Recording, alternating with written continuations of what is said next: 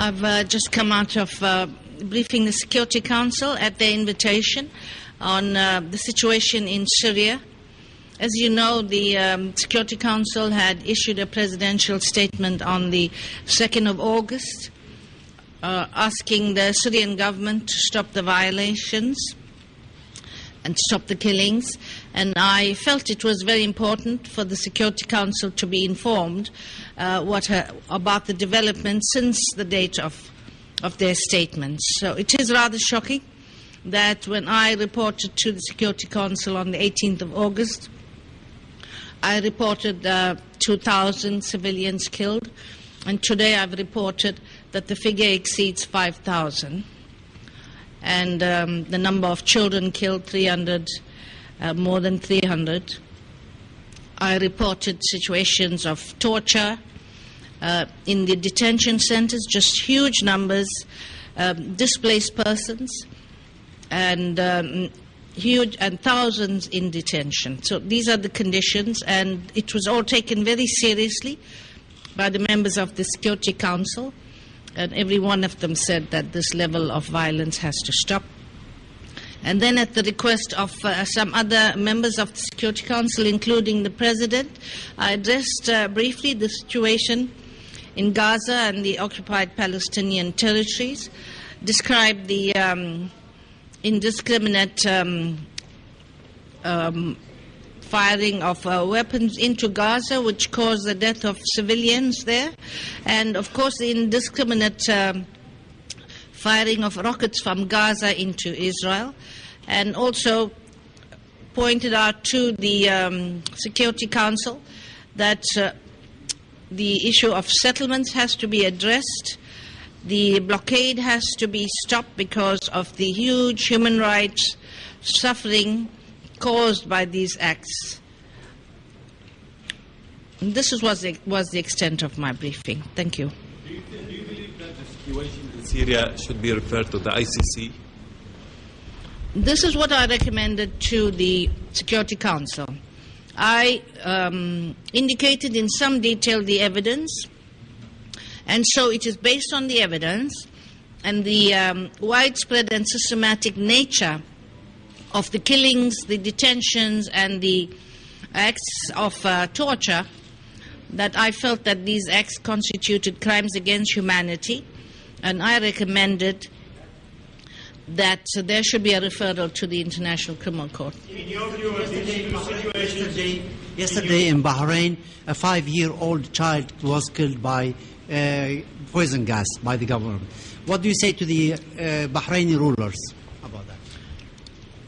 I have not addressed Bahrain before the Security Council, but I'm very pleased to tell you that tomorrow 4 of my very senior staff would be on the ground in Bahrain to assess the situation and help the process of democracy and social change there.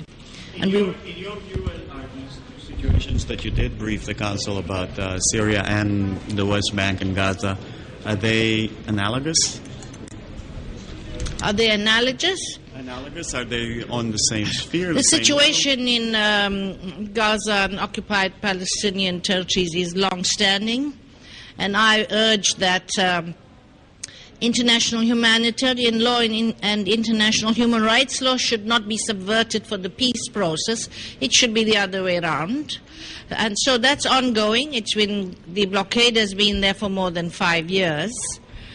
It's analogous to the High Commissioner for Human Rights, because I watch out for human rights violations wherever they occur, and therefore both situations, in my view, should be addressed. Do you think the ICC should get involved? Do you think it could usefully be involved in the Palestinian-Israeli situation? I know that there's been a request to the prosecutor to investigate the situation, and he has not said that he will not do so. The ICC is the final recourse for justice where national justice is not being delivered, and so I would support the ICC investigating every serious situation where these 4 serious crimes may have occurred. Thank you.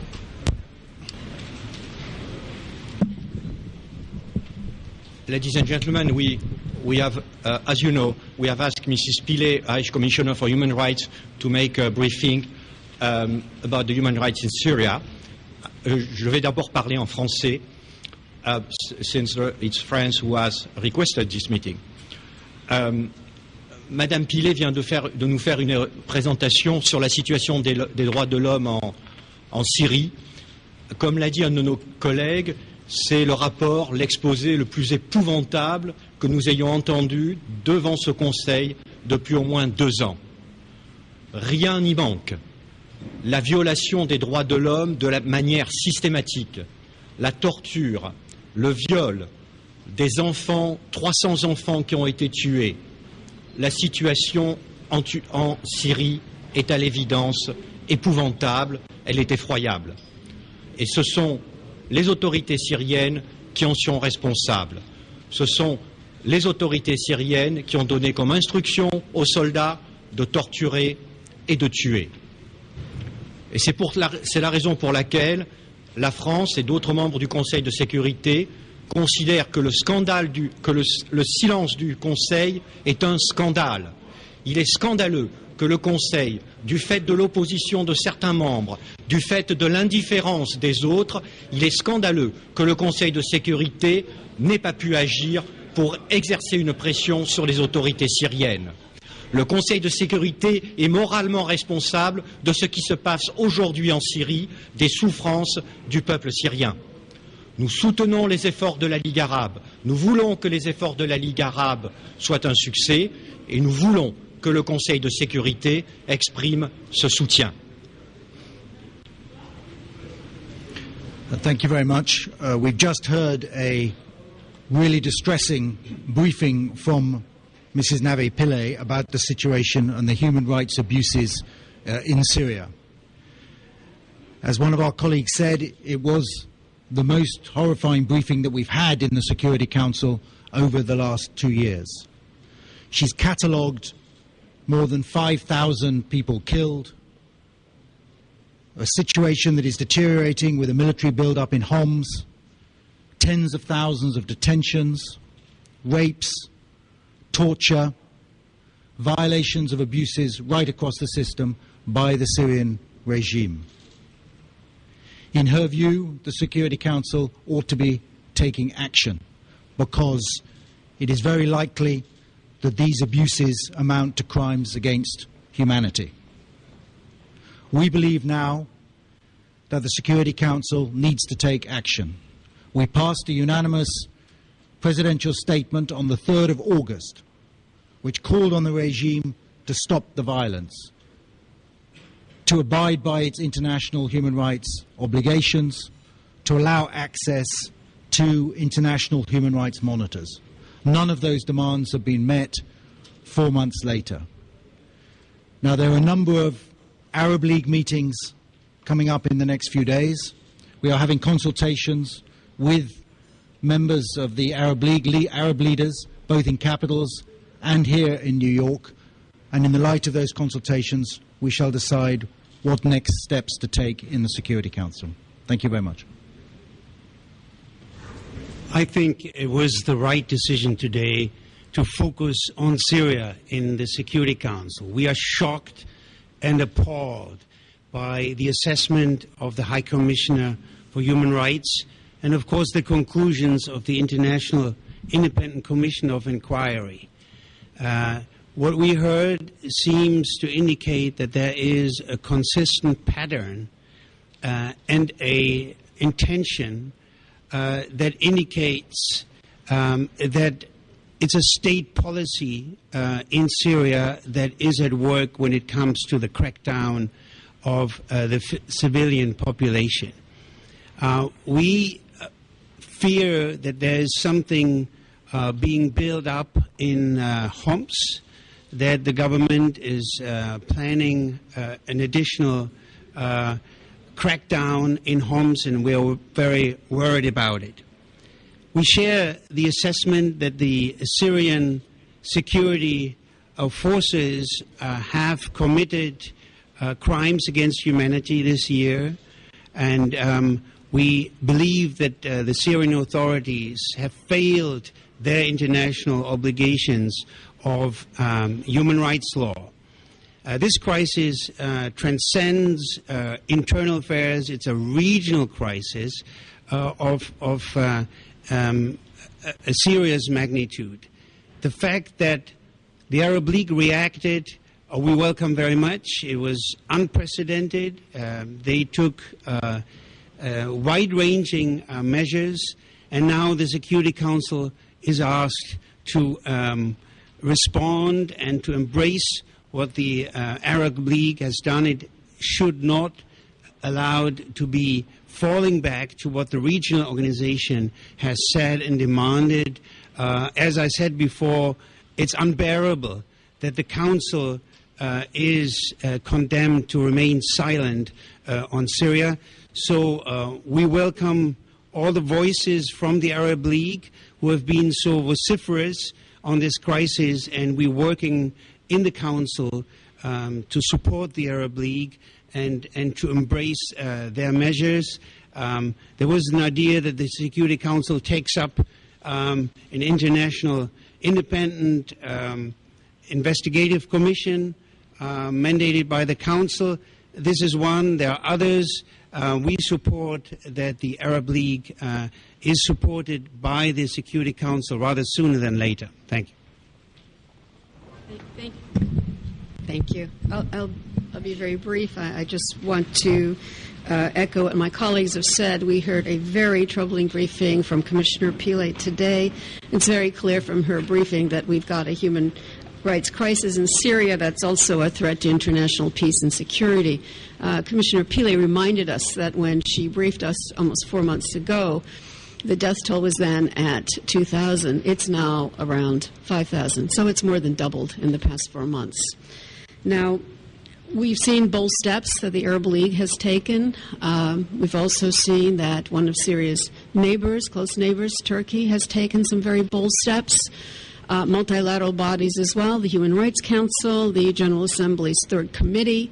This, in addition to the sanctions that have been imposed by the European Union and the United States, is leaving the Assad regime even more isolated.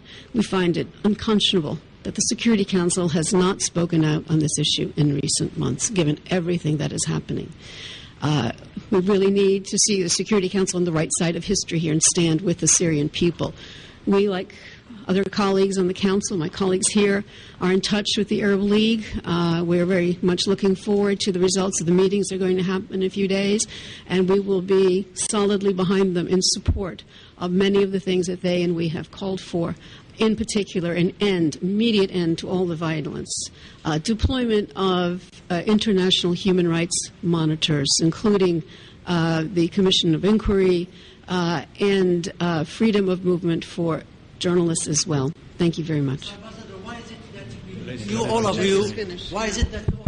Just one. After two very supersonic flights across the Atlantic, we are back to Europe just for a few minutes to state the position of Portugal, because we obviously also very much supported the second briefing by Madam Pillay today. We believe that her information and her views are very important for us to have a full and comprehensive assessment of the situation in Syria. Of course, after we heard what she said, we continue to be deeply troubled by we were even more troubled by the situation of human rights in Syria.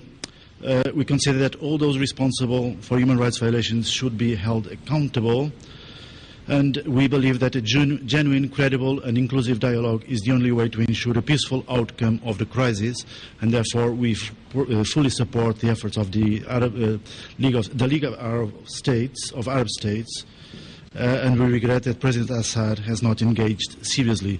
Finally, like was said previously, Portugal considers that in the face of the seriousness of the situation, it is absolutely unacceptable and unconstructive, that unbearable that the Security Council does not take action on this situation. Thank you very much.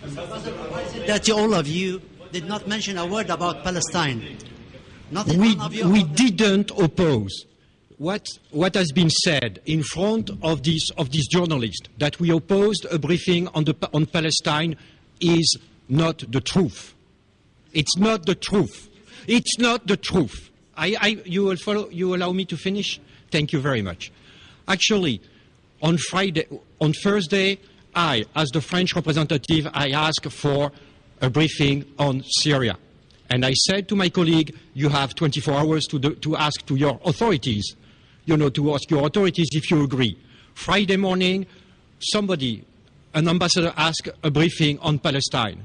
We requested to have 24 hours to ask for our authorities. This request was denied to us. So we didn't oppose.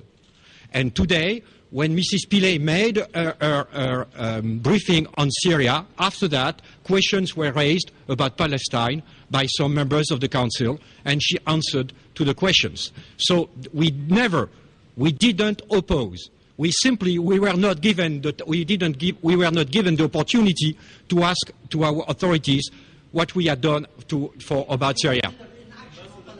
Good question, please. Is it time now for you to draft a resolution in the Council on the situation in Syria? What are you waiting exactly from the Arab League? Is there any roadmap or time frame for this action in the Council? Well, as I said earlier, there are a number of Arab League meetings that are happening in the next few days.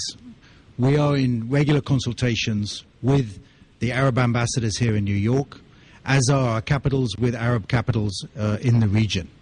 And in the light of those decisions that they take over the next few days, we shall certainly consider when and how and in what terms to come back to the Security Council. But what is clear is the Security Council remains very focused on this issue. We want the Security Council to remain focused, and that's why my French colleague called for a briefing by Navi Pillay today, and that's what she gave. Can I just add this question on Palestine, because this is a complete red herring. This was a very transparent ploy by those countries that did not want to hear Mrs. Pillay's briefing on Syria.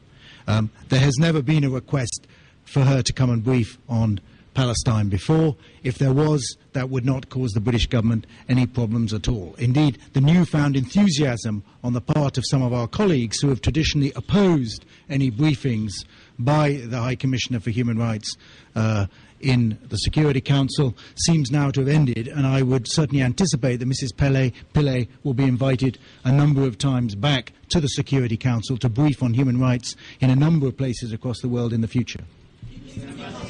Ambassador Di Carlo, can we hear your position on the Palestine versus Syria situation? Is that helpful to the Syria's push? I think it's very clear. I think that Ambassador Lyle Grant has stated very clearly what this attempt was. It was an attempt to detract and deflect from the topic at hand, from the focus on a meeting that was requested to address the very serious, appalling human rights situation in Syria.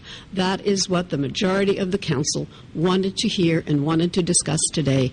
And efforts to raise other issues were an attempt, and a very blatant one, to deflect from that. So why didn't you oppose it? We didn't oppose. No one opposed it. No, we did not. Nobody opposed. Why didn't we oppose it if it deflects? We simply asked for instructions from our capital, really. Simply, and we were not given this time. Mr. Ambassador, can I ask a question? It's for what happened, the situation in Libya, when we have the same situation where Benghazi was said that Benghazi was in danger. And I remember that I think President Sarkozy was in Cairo at that time, and he was said, at least the media that reported, that France and I believe also Great Britain was, if the Security Council was not acting, was ready to act alone. Is this a situation similar to that? You're talking about arms, or is a situation that should be resolved only through diplomatic means? We have said from the beginning that there is no parallel between the situation in Libya and the situation in Syria. We are in a very different situation. Nobody has ever referred to a military solution in Syria, and it's another ploy.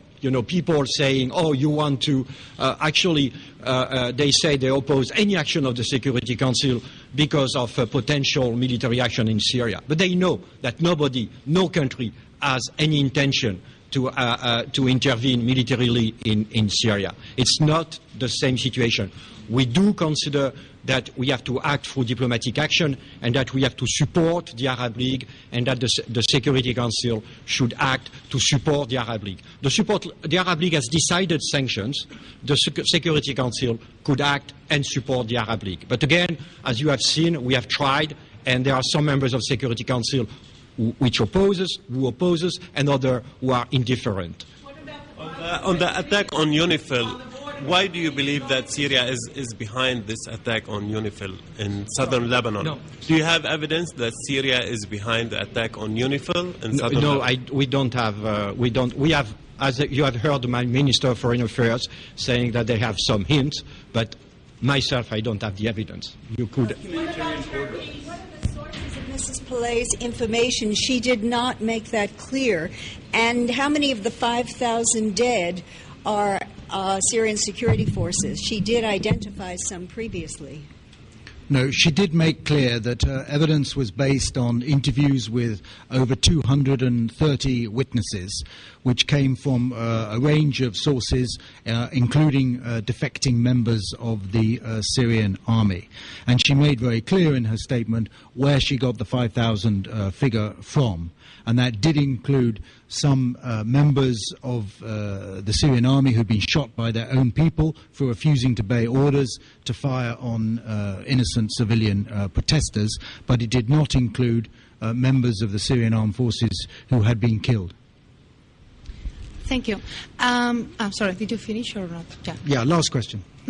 On the ICC issue, Madame Pillay just said that she recommended to the Security Council to refer the issue, the Syrian conflict, to the ICC. Are you considering this option? If this option is on the table at the Security Council?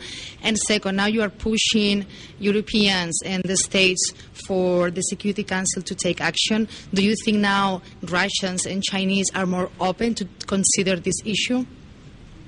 Well, Mrs. Pillay made a number of suggestions, including that there might be a Security Council mandated commission of inquiry, as my German colleague mentioned. She also did refer to the possibility of referring the situation to the International Criminal Court.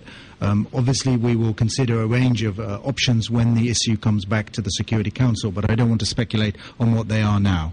We will need to move in lockstep with the Arab League. Thank you very much.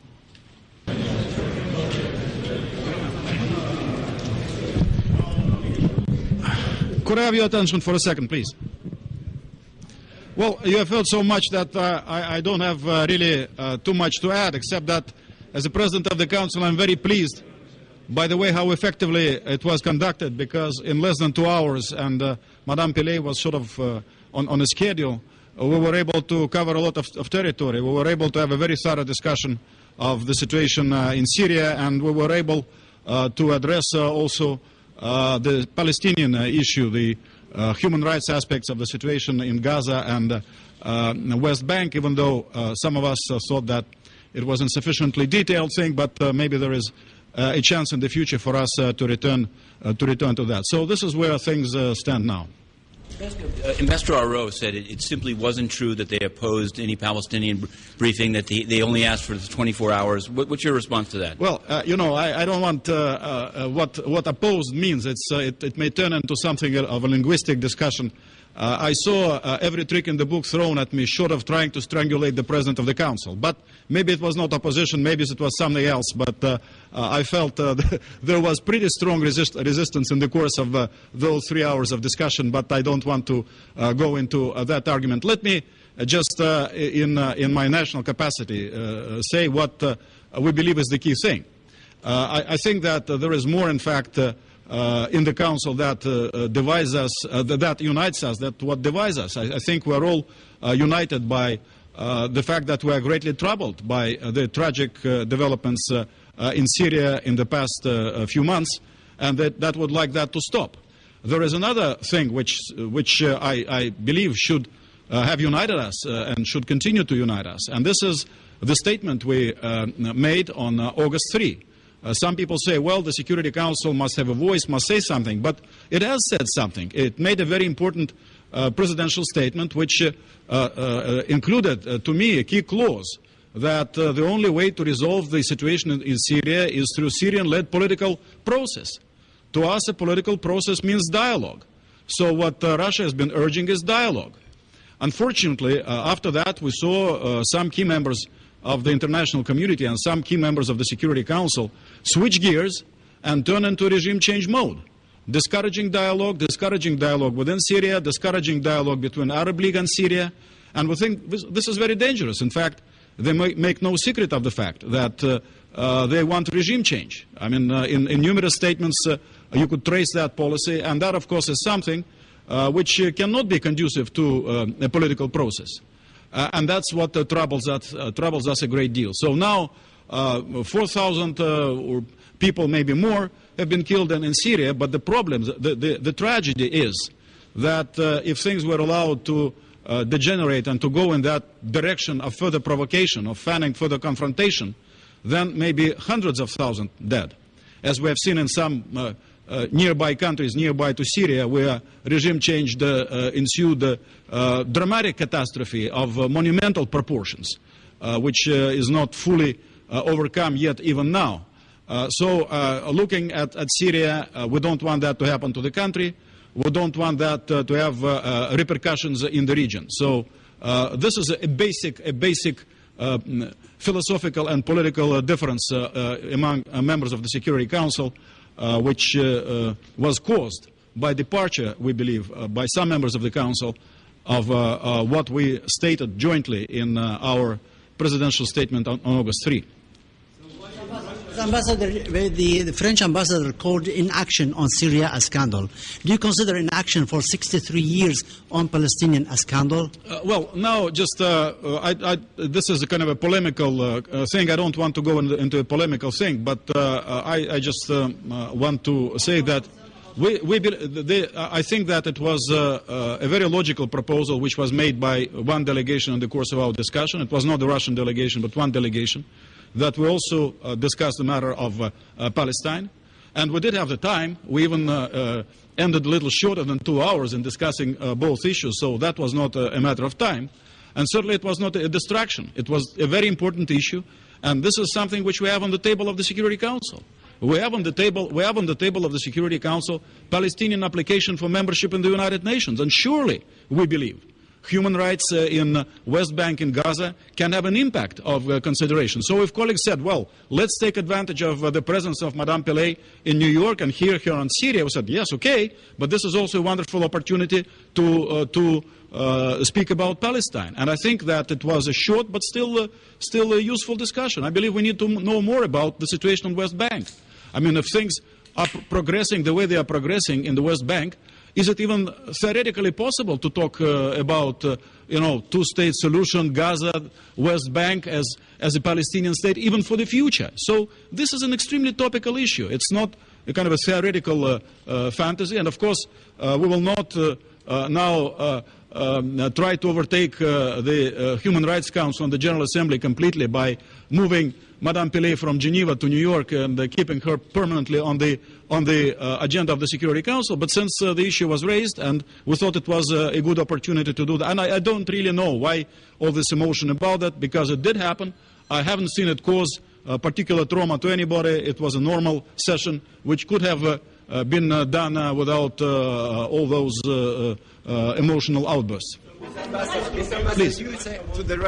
Some months ago, you said that Russia, for the special relationship they had with Syria, was trying to restrain, had like a kind of a communication with President Assad, trying to restrain, because you'd been talking about dialogue, about 4,000 people. What Russia did and Assad didn't.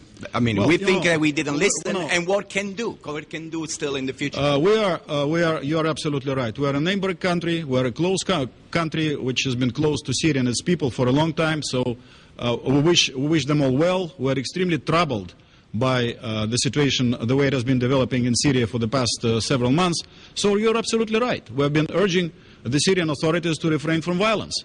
And we are not happy by what we see in terms of violence in a whole series of cases. We are very disturbed about some reports. Some of the things which Madame Pillay had to say are extremely disturbing.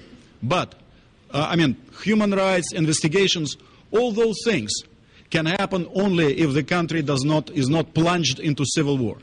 If it goes in that direction, then all those things are not going to work. You know, all those things, the human rights thing, I mean, work only in a situation of peace. And the country is being moved to, in a different direction. This is what is extremely disturbing to us. So we have been sending also messages to the opposition, as you know.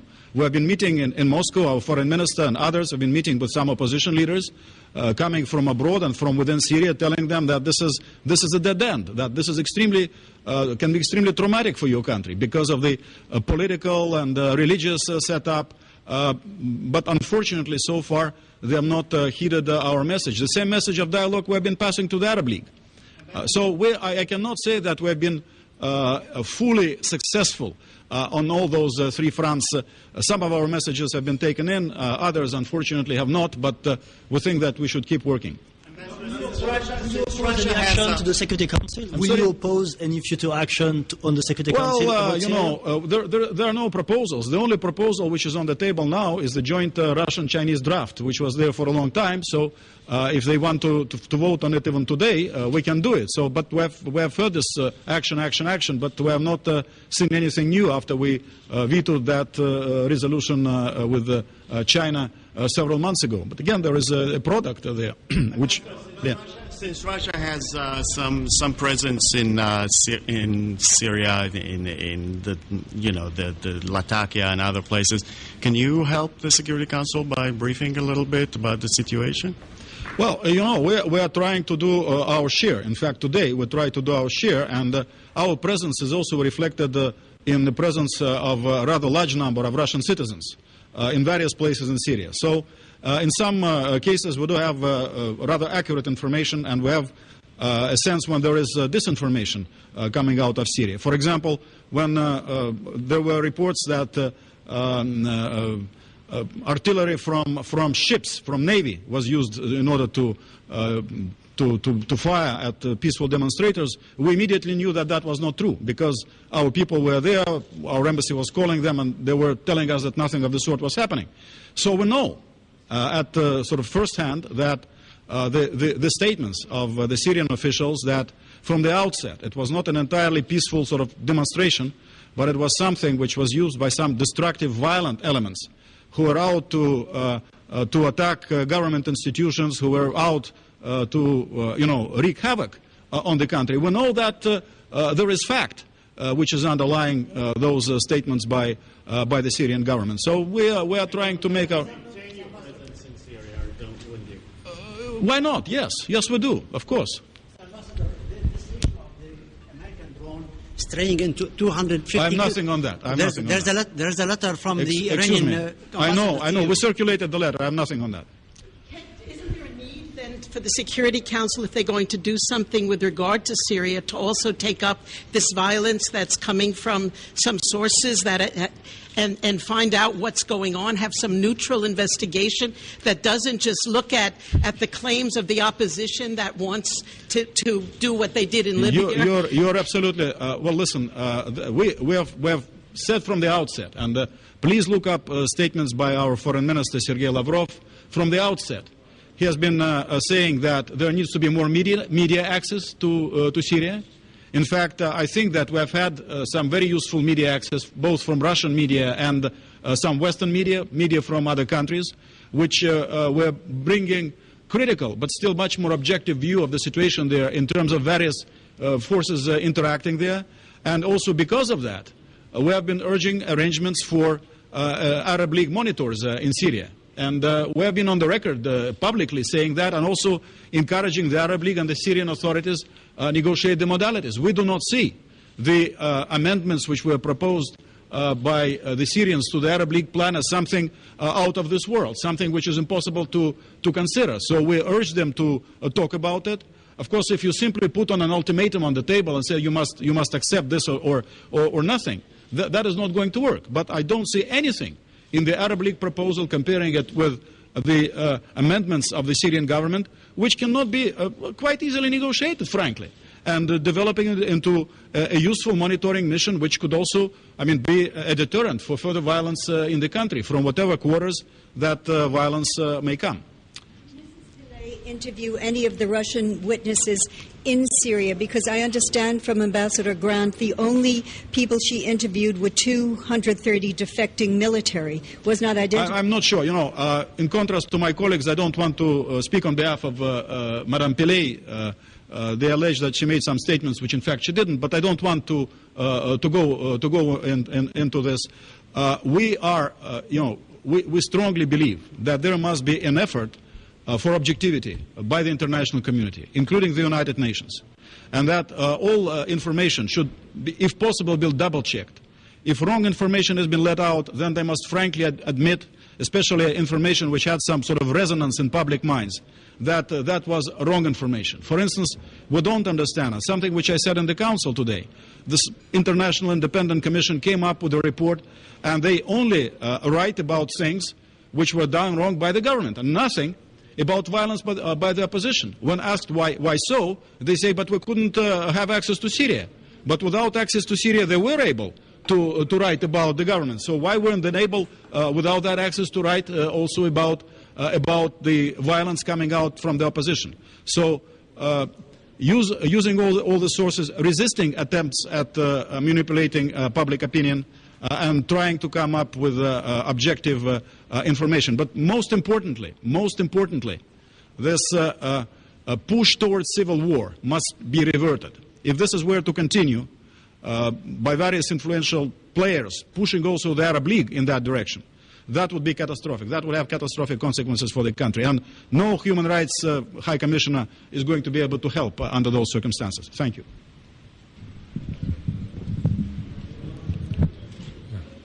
Good afternoon, ladies and gentlemen.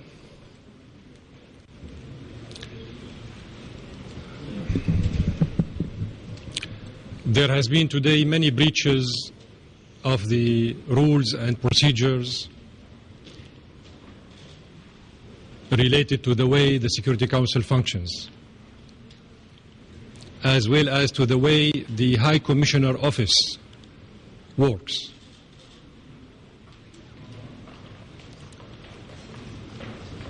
As you have noticed, the French ambassador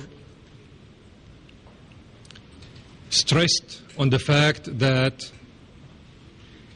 France, England, Germany and Portugal are supportive of the Arab peace process, the Arab League initiative, mediation. But it seems to me that the French diplomacy, the British diplomacy, the German diplomacy and the Portuguese diplomacy are really unstable, amazingly unstable and unclear. I'm saying this because on one hand we hear the 4 ambassadors in here supporting the Arab efforts of the Arab League, and at the same time we hear the French minister himself saying that the Arab initiative is dead. He said that before even the Arab ministers met in Cairo, as you remember, 2 weeks ago. The Security Council meeting today was held under the item called the situation in the Middle East, as you know. However, and in spite of the fact that Syria is not on the agenda of the Security Council, and that this item deals exclusively with the Israeli occupation of the Arab land and the Palestinian question, in spite of these 2 elements, the same 4 ambassadors did their best to call on the High Commissioner to come in here and to brief the Security Council and to put on the agenda of the Security Council the situation of human rights in Syria without any solid ground to do so. You have noticed also that the High Commissioner spoke with you for 3 minutes, while the 4 ambassadors spoke to you for over 35 minutes. That means these 4 ambassadors have misused the High Commissioner. They brought her in here to address the Security Council in spite of a strong opposition within the Council itself, just to misuse what she says and to mislead her and to mislead through her the members of the Security Council.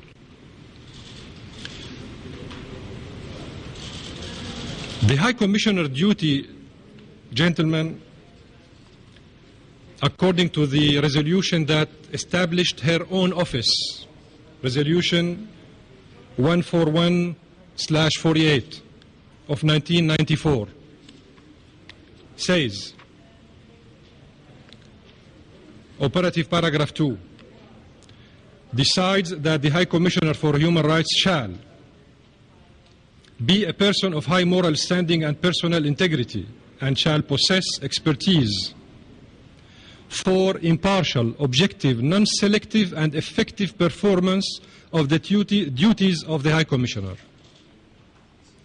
Operative paragraph 3 decides that the High Commissioner for Human Rights shall function within the framework of the Charter of the United Nations, the Universal Declaration of Human Rights, other international instruments of human rights and international law, including the obligations within this framework to respect the sovereignty, territorial integrity, and domestic jurisdiction of states. States. Something she did not do. She went to meet 233 defectors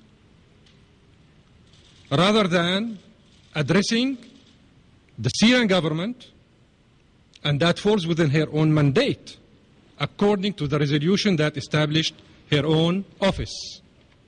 And that was adopted by unanimity.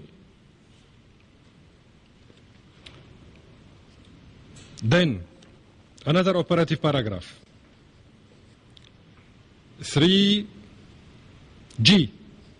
to engage in a dialogue with all governments. Dialogue, not threats, not addressing threats, not defamating governments, not destroying the reputation of member state founding of this international organization, not misleading the Security Council members.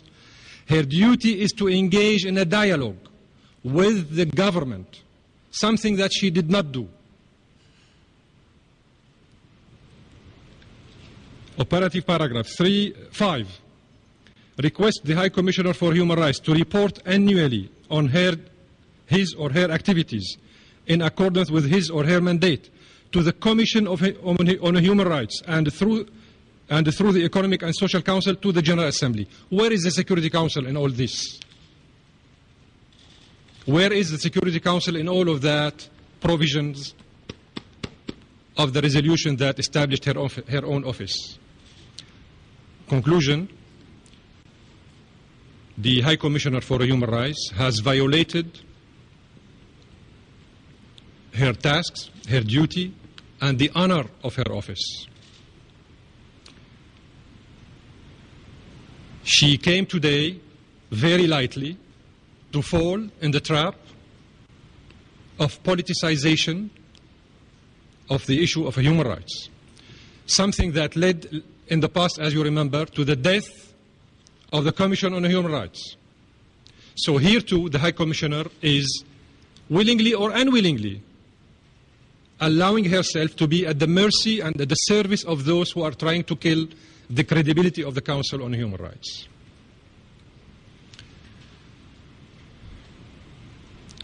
Although the item was the situation in the Middle East, Mrs. Pillay did not address the Palestinian question, which is the core issue of this item. She did not address the situation of the Palestinians. And she was not even allowed to address these issues by those 4 ambassadors. The French ambassador, the representative of the French regime, expressed his enthusiasm for the suffering of the Syrian people. But we haven't heard from France till now, after 66 years of our independence, any apology from the French governments, successive governments, for their crimes they perpetrated against our own people during 25 years of their occupation of our country. They didn't have the courage to apologize to us, to our people, for the crimes they perpetrated. They killed hundreds of thousands of our own people during their occupation.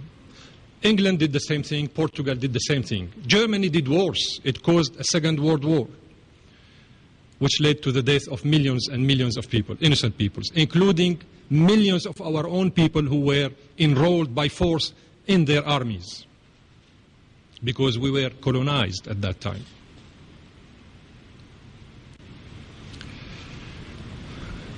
If these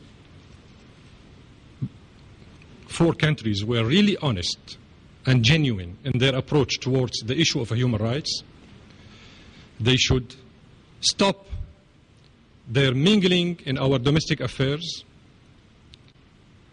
encourage the armed groups to give up their weapons and to engage in the national comprehensive dialogue. Something they cannot do because they are the ones who are deeply involved in our problems in Syria. They are facilitating the smuggling of weapons to the armed groups. They are training them within their own territories by their own experts. They are holding conferences for the leaders of these defectors and the extremist elements in the opposition outside of Syria. They have even elected one of them president of the Syrian Republic, as you know. But all that, ladies and gentlemen, is part of this huge conspiracy concocted against Syria since the beginning. You remember that at the beginning of the crisis in Syria, the French intelligence prefabricated the resignation of our own ambassador in Paris. Then it turned to be false. They did not even apologize for that, although it was that flagrant and blatant that it was set up by the French intelligence. So they are doing all kind of misbehavior, and they are spreading all kind of disinformation, and they are misleading everybody through the media and through their heavyweights in the Security Council, just in order to distort the image of Syria, to mislead the public opinion, to present allegations, incredible allegations, and harm the reputation and the credit of the Syrian government. Why I'm saying this? Because Mrs. Pillay, the High Commissioner, is not objective, is not fair, she is not genuine in all her approach in the report she presented. For all the reasons I explained, she has trespassed her mandate. She allowed herself to be misused in misleading the public opinion by providing information based on allegations collected from 233 defectors. How could defectors give positive testimonies on the Syrian government? Of course they will give negative testimonies against the Syrian government. They are defectors. She is saying that in her report. She is saying that she collected these informations from 233 defectors and from opposition people outside of Syria. Gentlemen, I will show you something. As usual, since the beginning of this crisis, we have addressed 16 letters. 16 letters to the Secretary General, the President of General Assembly, the Presidents of the Security Council, the Director Executive of the UNICEF, to the High Commissioner, 16, full of information on what's going on in Syria. Nothing of that has transpired in Mrs. Pilay's report to the Security Council. She was only speaking on behalf of 233 defectors and opponents of the Syrian government living outside Syria.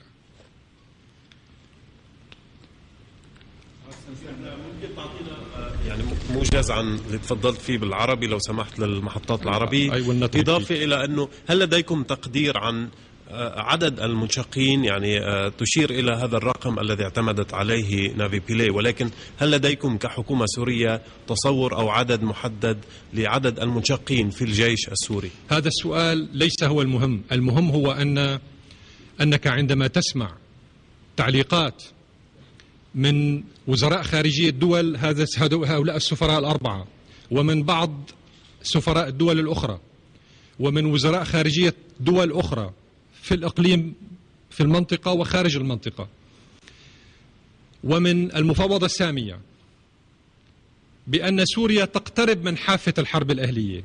ماذا يعني هذا الكلام؟ هذا هو بيت القصيد. هذا يعني أنهم يريدون أن يقودوا الأوضاع باتجاه حق التدخل الإنساني الذي اخترعه فرنسي كما تعرفون، كوشنير وزير الخارجية السابق. هم يسعون وراء تثبيت مقولة وجود أزمة إنسانية في سوريا لكي يبرروا تدخلهم الإنساني لاحقا. وبالمناسبة هم يسمونه الآن التدخل الإنساني العسكري، وهو مصطلح جديد لم أسمع به طوال حياتي الدبلوماسية. يسمونها ممرات آمنة. وزير الخارجية الفرنسي تحدث عن ممرات آمنة، مسؤولين آخرين تحدثوا عن مناطق عازلة، مناطق محمية، وكأن سوريا قطعة من الجاتو من الكيك ومستباحة للجميع، وكل إنسان يستطيع أن يتخيل ماذا يريد أن يفعل بهذه القطعة. هذا كلام غير مسؤول، هذا كلام خطير، هذا كلام ينتهك القانون الدولي، هذا كلام مضلل يضلل الرأي العام الدولي ويقود المنطقة باتجاه الانفجار والتأزيم وليس باتجاه الحل. الحل الذي نحن معه هو أن يكون سوريا كما تقول المبادرة العربية. الحل سوري، ومهمة الجامعة العربية ومهمة ما يسمى بالمجتمع الدولي هو دفع المعارضة المتطرفة الخارجية باتجاه الانخراط في الحوار الوطني الشامل لكي نصل إلى بر الأمان جميعا.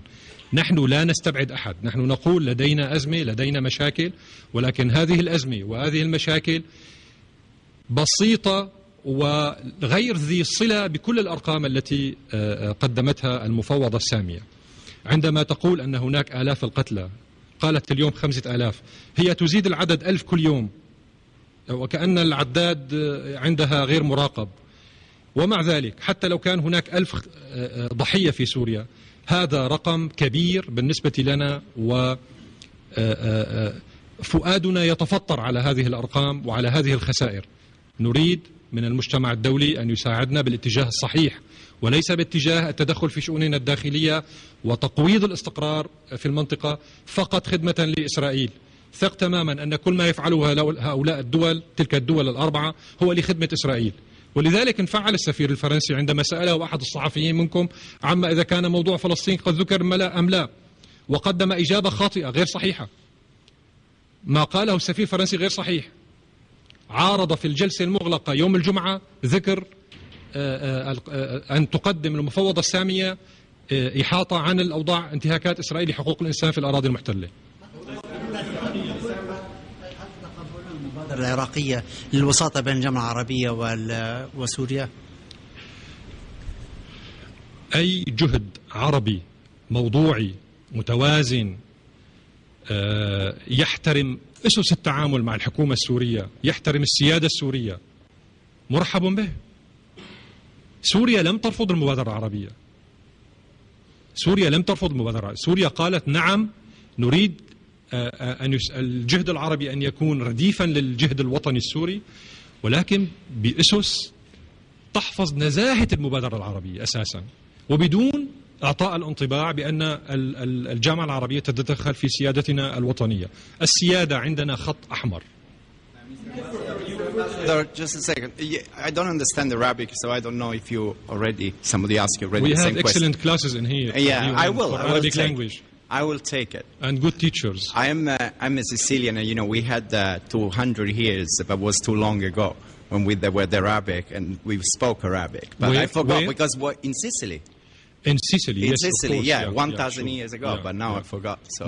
So it's your mistake. But the question is, you just talk about the media manipulation, that the powers here manipulate the media, so the distortion of information in Syria. The solution is very easy. Just allow the media to come in, all the media, from Russia, United States, South America, doesn't matter what, all the media. Nobody can manipulate all the media of the world. Why you don't allow the media to come in? You see, you don't have access to the truth, to the whole truth, as we say in the courts. Every day in Damascus, we have dozens of journalists and reporters coming from all over the world. Every day. Like Barbara Walters. And she distorted the truth. We arranged for her a meeting with the president, and she distorted the truth. What else can we do? We gave her the opportunity to interview the president for 59 minutes. She aired only 20 minutes. And the way it arranged her, she cut off all the positive answers of the president and showed only, partially speaking, what fits her interests. So some of the media reporters are not genuine, my friend. They are not genuine. Not all. I'm not saying all.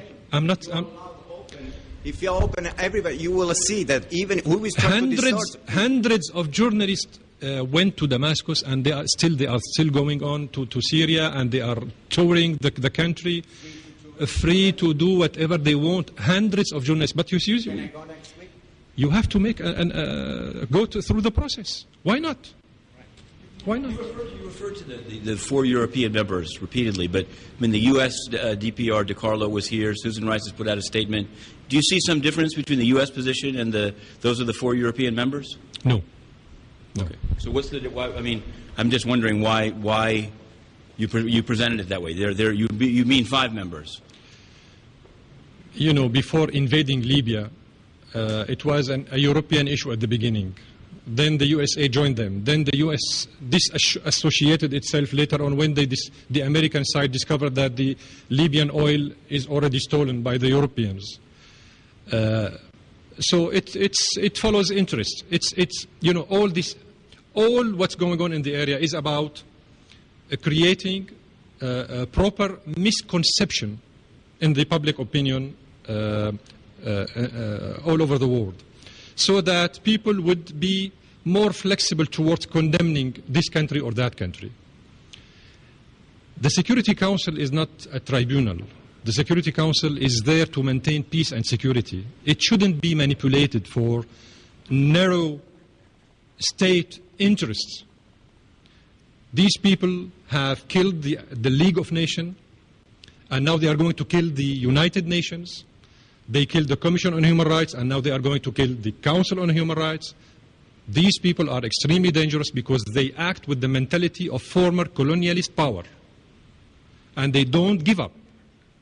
They don't give up. They still deal with other people as slaves. They think that we are not equal, like it is, the way it is mentioned in the Charter.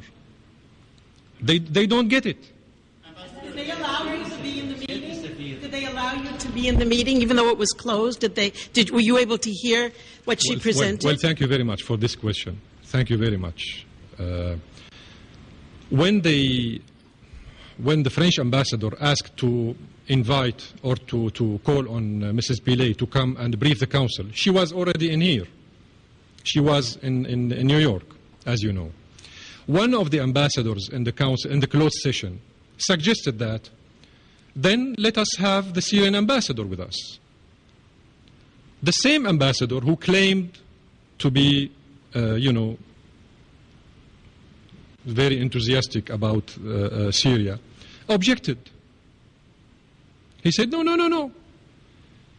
I prefer to have a closed session without the Syrian ambassador rather than an open session with the Syrian ambassador. Thank you for asking this question. Ambassador Jafari, the president of the nation who has an interest in this is supposed to be able to speak somehow and be heard.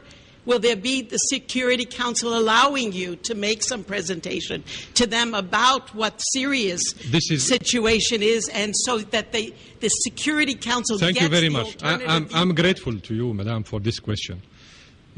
This is why I said they are killing the Security Council and they are destroying this United Nations, because they are narrow-minded people. They don't see that their main task is to help maintaining peace and security. How could they maintain peace and security after killing 1 million Iraqis, 1 million Afghans, 5 million Iraqi women, widows with orphans, 2 million Iraqi refugees in Syria, 2 million Iraqi refugees all over the world? How could they sleep when they go to bed? They killed millions of people all over the world. What about the 130,000 civilians in Libya, killed for the protection of civilians? What happened to the thousands of Iraqi military aircrafts, thousands of tanks? Where are they? And now they say that Iraq doesn't have the possibility to have one aircraft, one military aircraft. The Iraqi army doesn't have one military aircraft. Where did the thousands of military Iraqi aircrafts go? My answer, briefly speaking, these people are infected with the disease called Syrianophobia. Ambassador, today the Kuwait Times ran a story that